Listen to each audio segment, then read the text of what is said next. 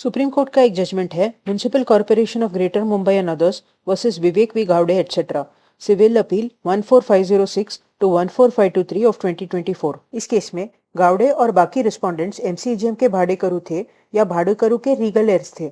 भाड़े करार 1960 का था और उनको घर इसीलिए दिया गया था क्योंकि वो एमसीजीएम में काम करते थे। 2007 में उनको निकालने की प्रक्रिया शुरू हुई। गावड़े और बाकी रिस्पोंडेंट्स ने हाईकोर्ट में पिटीशन फाइल किया कि उनको घर का मालिक माना जाए किसी रेजोल्यूशन के बेसिस पे जो म्युनिसिपल कमिश्नर ने कभी पास किया था। हाईकोर्ट ने यह डिसमिस कर दिया और कहा कि वो घर पब्लिक के पैसों से बांधे गए हैं, यानी टैक्सेस से। ऊपर से घर अलॉट करने के समय ये स्पष्ट था कि घर सिर्फ तब तक मिलेगा जब तक वो इंसान नौकरी में है एमसीएजीएम के।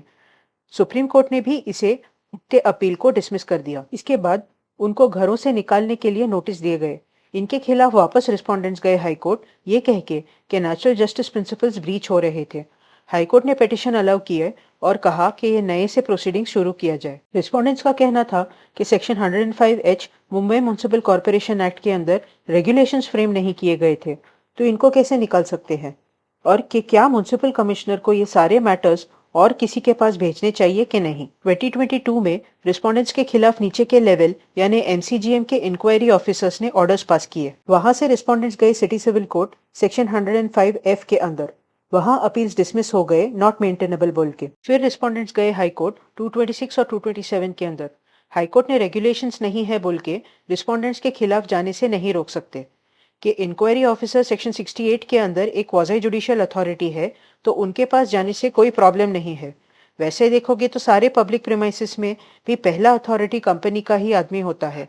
इसमें कोई गलत बात नहीं मानी गई है। पहले दो बातें करने के बाद कोर्ट ने अचानक से 9 पॉइंट्स बनाए इंक्वायरी ऑफिसर को अपना मैटर सुलझाने के लिए। इससे एमसीजीएम सुप्रीम कोर्ट आए और कहा कि ऐसे मैटर सुनने से हाईकोर्ट ने रिस्पोंडेंट्स के जानबूझ के विलंब करने वाले तरीकों को मान्यता दी है। सुप्रीम कोर्ट ने पहले 226 और 227 को परखा। कोर्ट ने कहा कि यहाँ सिटी सिविल कोर्ट के अपील्स डिसमिस होने के खिलाफ हाईकोर्ट आए रिस्पोंडेंट्स। यहाँ एक नया प्रश्न उठा।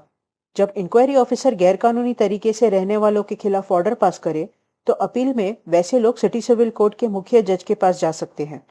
तो प्रश्न था कि ऐसे अपील में बैठने वाले जज क्या एक कोर्ट के जज के अवतार में मैटर सुनेगा, और ऐसे में क्या 226 के अंदर उनको एक अथॉरिटी जैसे देखा जा सकता है, या फिर क्या वो 227 के अंदर एक जुडिशियल अथॉरिटी है। कोर्ट ने एक दूसरे जजमेंट को पढ़ा और कहा कि वो जज जज ही रहेगा।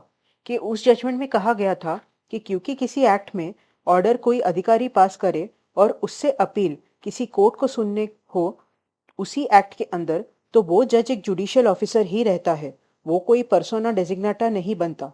मतलब खाली किसी को अपील सुनने स्थापित किया वैसे नहीं होगा कि एक्ट में अपील सुने अगर जज को मैटर जाना है तो इसका मतलब जुडिशियल पावर के कारण ही मैटर भेजा गया है।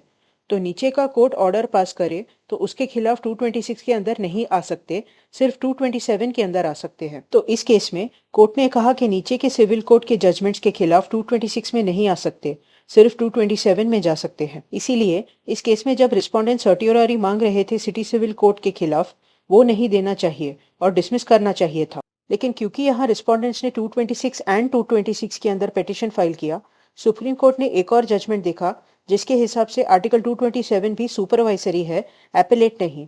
मतलब हाईकोर्ट अपील जैसे सारे तथ्यों और सबूतों को खोल के मैटर नहीं सुलझा सकता। ये सुपरवाइजरी है, मतलब सिर्फ निरीक्षण के लिए है कि नीचे का कोर्ट अपने अधिकार क्षेत्र के बाहर तो नहीं जा रहा।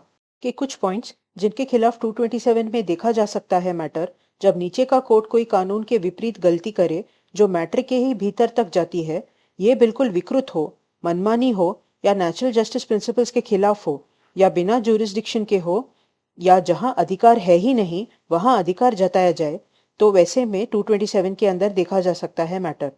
हाईकोर्ट सबूतों या जो भी मटेरियल है उसको नहीं खोल के परख सकता। सुप्रीम कोर्ट ने कहा ऐसा नहीं है कि सिटी सिविल ने रिस्पोंडेंट्स को सुना नहीं, ऐसा है तो आदेश गलत भी हो तो 227 में नहीं देख सकते। जहां तक इंक्वायरी ऑफिसर के एमसीजीएम का ही एम्प्लॉय होने का प्रश्न है, ये साफ है कई जजमेंट से कि एडमिनिस्ट्रेटिव अथॉरिटीज जो है उनके आदेशों के खिलाफ 226 में आ सकते हैं।